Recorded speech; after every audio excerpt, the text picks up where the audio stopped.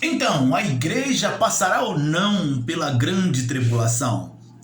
É um tema um tanto delicado, pois escatologia é o estudo das coisas futuras, das coisas não reveladas.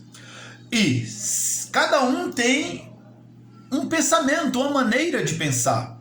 Desde que este pensamento não seja recheado de heresia, se estiver embasado na palavra de Deus, então temos que respeitar. Mas a minha pergunta é, o que você acha? A igreja passará ou não pela grande tribulação? Deixe aí o comentário, fale o que você pensa, o que você acha acerca da grande tribulação. No mundo teológico, tem 3 tipos de crenças. Tem aqueles que defendem que a igreja não passará, isto é, os pré-tribulacionistas. Eles acham que a igreja será tomada no início, bem no início. Existem os tribulacionistas, aqueles que acreditam que a igreja vai ser arrebatada no meio da grande tribulação. E existem também os pós-tribulacionistas, aqueles que acreditam que a igreja vai passar pela grande tribulação. Então, você acha o quê? E aí você pergunta, e o senhor apóstolo, o que você acha? Você defende o quê? Eu estou mais com essas duas classes dos tribulacionistas e os pós. Eu acredito que a igreja passará pela grande tribulação. Eu poderia pegar um monte de versículos aqui, de escatologias, e mostrar para você. Poderia, mas tem uma passagem bíblica, é a que eu quero me firmar neste momento para mostrar para você que a igreja passará pela grande tribulação. Isso aqui são versículos que, se a gente analisar todos eles cuidadosamente, não vai ter discussão alguma. A gente vai ter um entendimento. E eu quero trazer com clareza para você. Apocalipse capítulo 7, a revelação.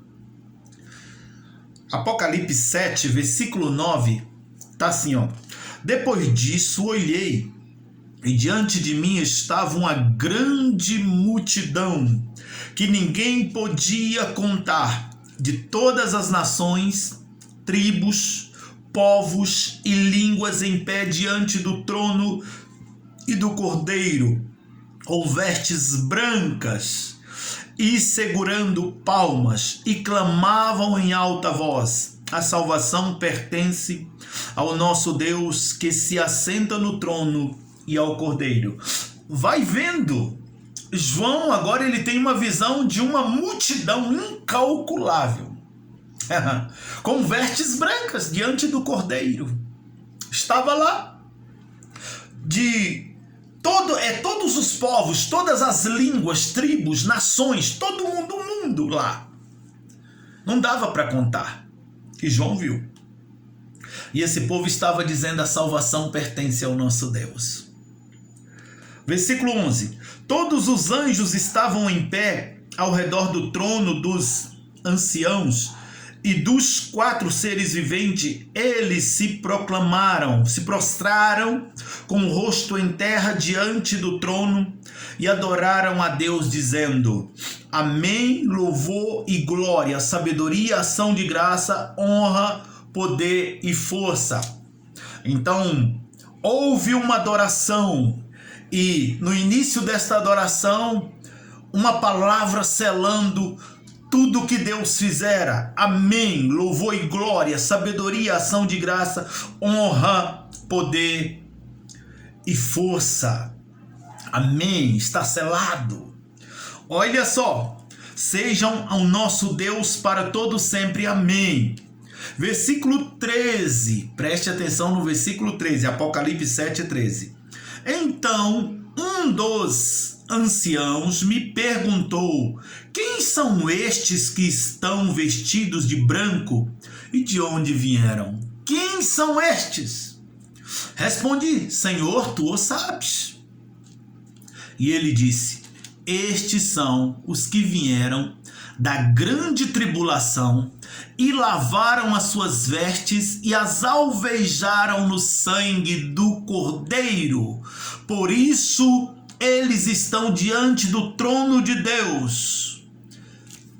Analisa, pois, comigo, quem são estes e de onde vieram? Estes são os que vieram da grande tribulação, alvejaram as suas vestes no sangue do Cordeiro, e por isso eles estão diante do Senhor e servem o Senhor de dia e de noite, adorando o Senhor. Se a gente continuar lendo, a gente vai ver aqueles que eles estão diante do trono de Deus e o serve dia e noite em seu santuário, e aquele que está sentado no trono estenderá sobre eles o seu tabernáculo. Nunca mais terão fome, nunca mais terão sede.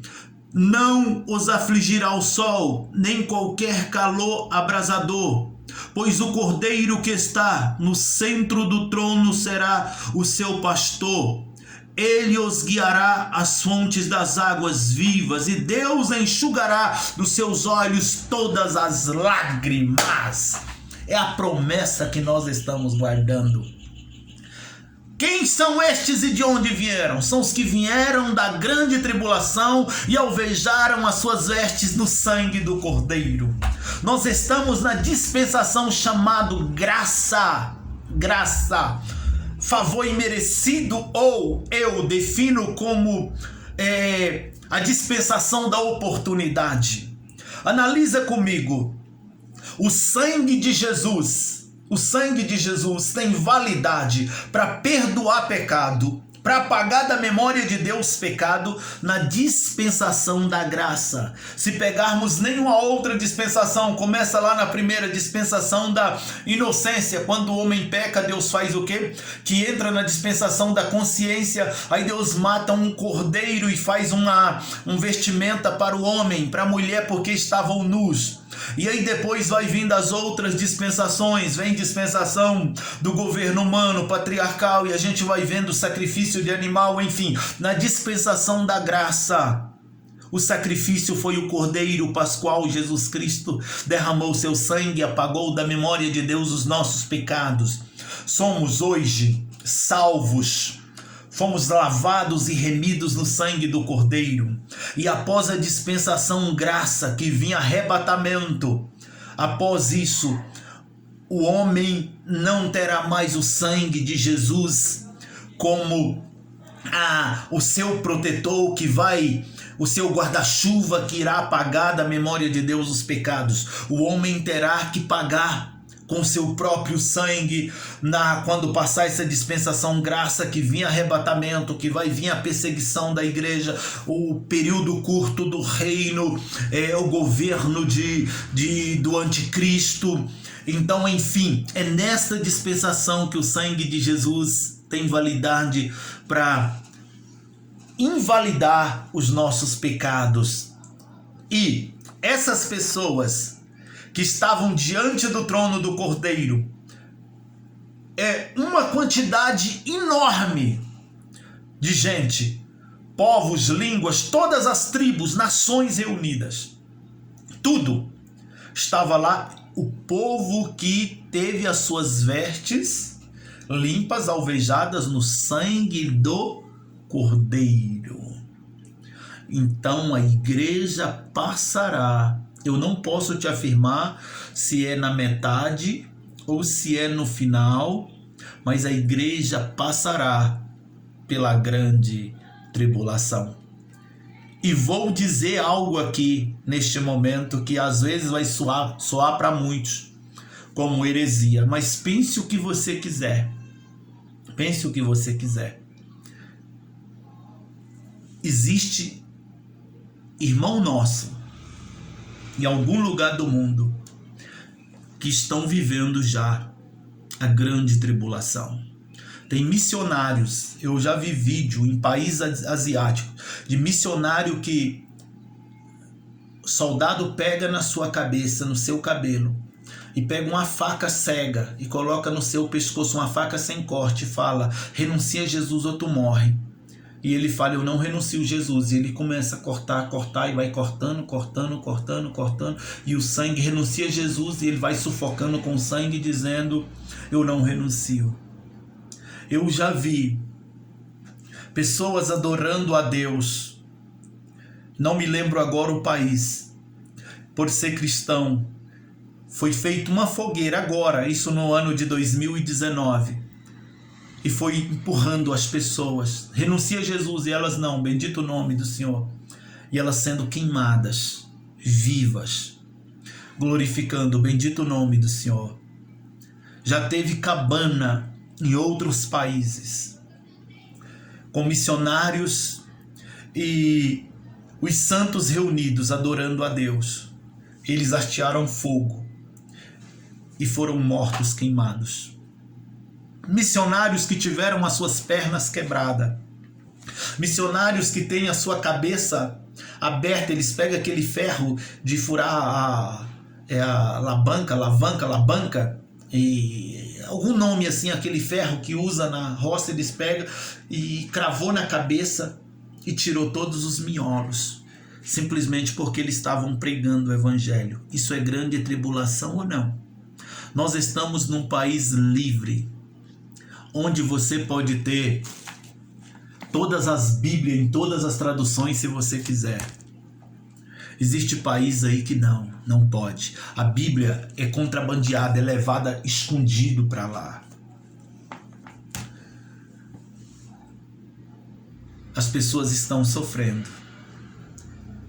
E aí, para a gente que está de boa aqui no Brasil, principalmente para os teólogos que estão no ar-condicionado, você pode dizer, não vai passar. Quem me afirma que não é a grande tribulação? Que já começou? Quem me afirma? Estou falando de uma tribulação de sofrimento, de perseguição de cristão, matando cristão. Estou falando disso.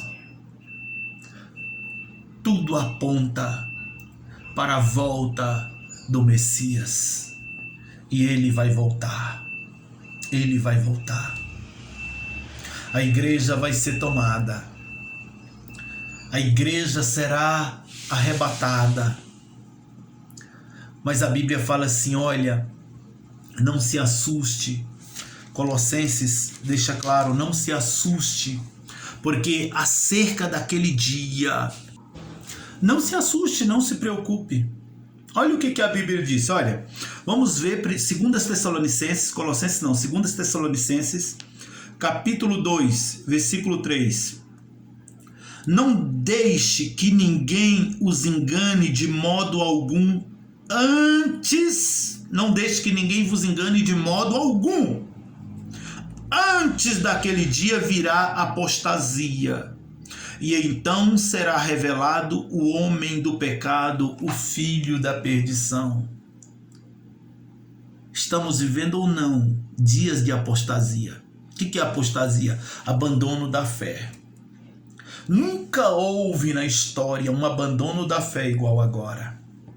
E com esta pandemônio então chamado coronavírus, o povo aproveitou para sumir dos templos, sumir. O povo sumiu, essa é a verdade.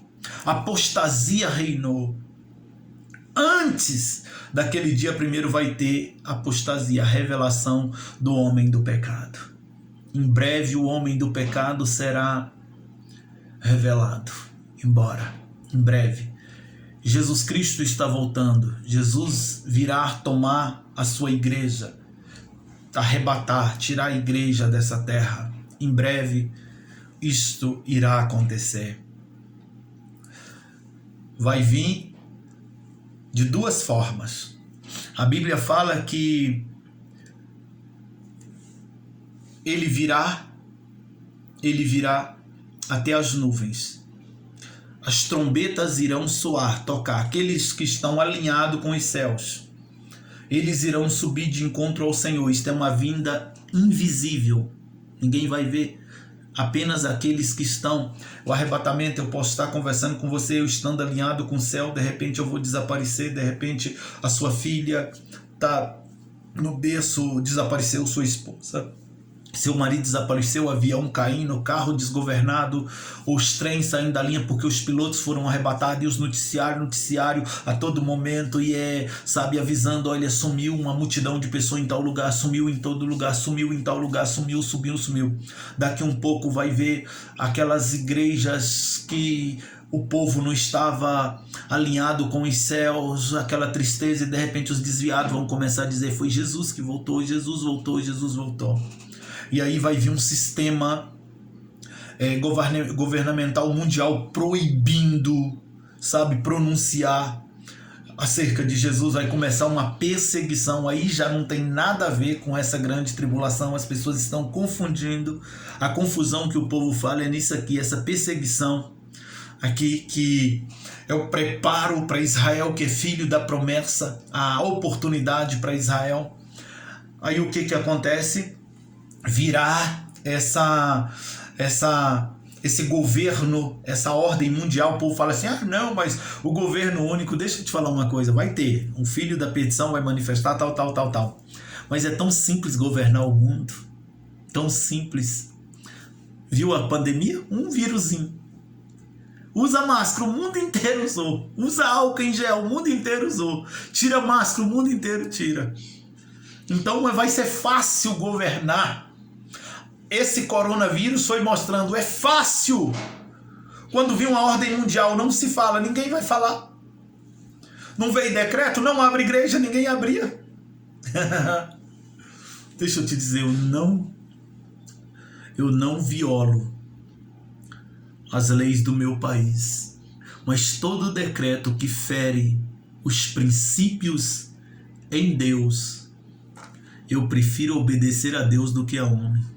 Nunca passei a pandemia, nunca fechei em um domingo a nossa igreja. E ninguém nem gripe teve, porque Yahvé guarda, Yahvé cuida. Passei a pandemia, não deixei de cultuar no templo um domingo. A igreja somos nós em qualquer lugar. Isso é uma desculpa que as pessoas arrumam. Não deixe de congregar, como o tal Hebreus fala, como é o costume de alguns.